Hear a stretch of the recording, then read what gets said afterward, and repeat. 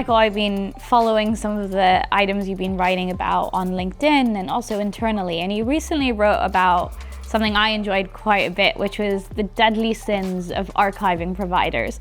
Could you explain a little bit, what are they and what really is the idea behind keeping data hostage?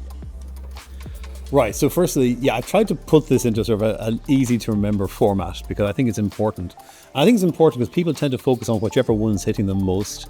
So I wrote that there was 5 deadly sins. I'd like to make it 7 just for biblical context, but we'll go with 5, right? And you've touched on one of them. So the 5 of them are, I'm sure I get this right. The first is providers hold your data hostage. Why do companies do this first? It was very, very simple. When you come to renew your contract, the conversation goes along the line of, here's the new contract, it's going to be more expensive, you'll have that privilege, and if you don't want to sign it, you can just give me a whole pile of money now for something that's going to add no value, which is I'm going to give you back what is yours. Because of the way I was brought up, there's a lot of moral issues I have with that to start with. But putting that aside, I think actually it's very bad for business. I think it's bad for business in a couple of ways. One is I think it's bad for the customer. It shows that they don't really own their own data. Mm-hmm. And there's we can talk in the EU Data Act in a minute about that. So that's the first thing. I think it's stifling the development of our industry, and certainly some of our peer organizations have brought that up. So I think it's stifling the industry. I think most importantly though, it shows a shocking disrespect for the customer, but also a total lack of confidence in your own technology.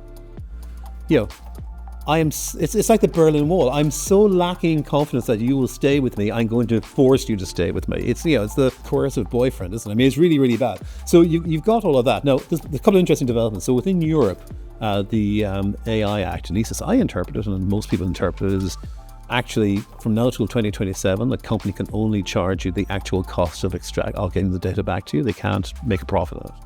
And from 2027, they'll have to do that for free. So in Europe, it's disappearing. And I think that's fantastic. As a believer in free trade and a level playing field, that's fantastic. I think, however, worldwide, it's going to change too, because I think it's intolerable. So when we last spoke, I mentioned that a lot of firms were openly, viscerally talking about this and complaining. There's now been an interesting development. So one of the big providers has, for only one of their products, so one small product, said, we actually think the data belongs to you, which I think is very nice of them, and you can have it back. Now, they haven't gone along and said whether your system will be performant when you're getting that data back, will it actually work? A whole pile of issues with that, and I'll be opining on that in my next LinkedIn blog. But there's all these issues. But the bottom line is, it's a way of holding on to the customer. So my genuine philosophical, forgetting the morals of the thing, my philosophical viewpoint is, if you want to add value to the customer, that's what you do. You make it so attractive to stay that they'll want to stay, not so painful to go that they won't go. And at some point, people will pass a pain point and they will just go, I've had enough. And they'll walk away, and it really won't matter after that, because they will always remember how you as a provider made them feel, right? So I always think, and one that I really believe we're very good at is, we think about this from our own perspective. Of course, we're running a commercial enterprise, but we think about this from the customer's perspective, and we make the experience as good as we possibly can for the customer.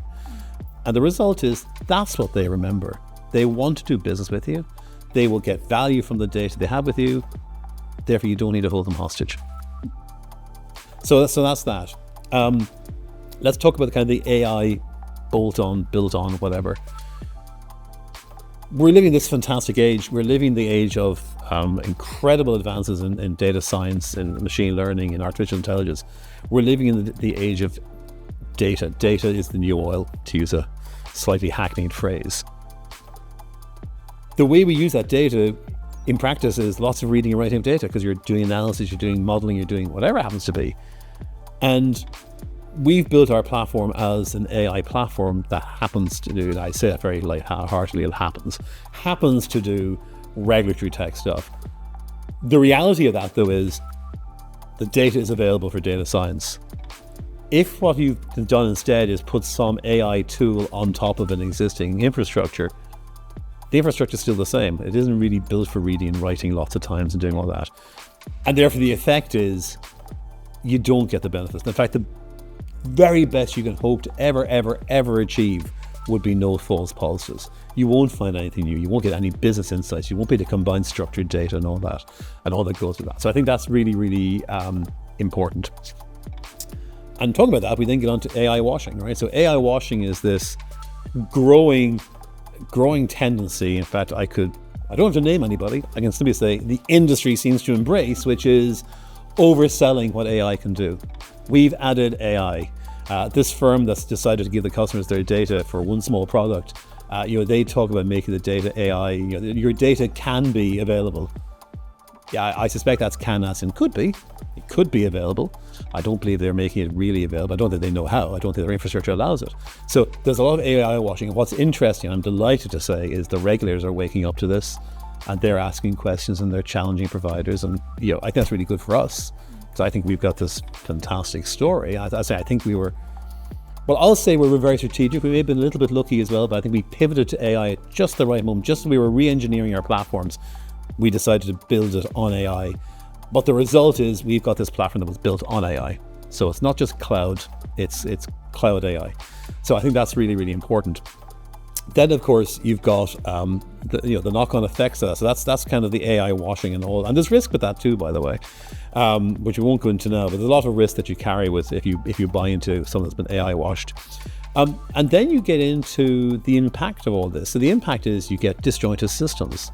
So it might look from the outside like one system, but underneath there's all these disjointed pieces.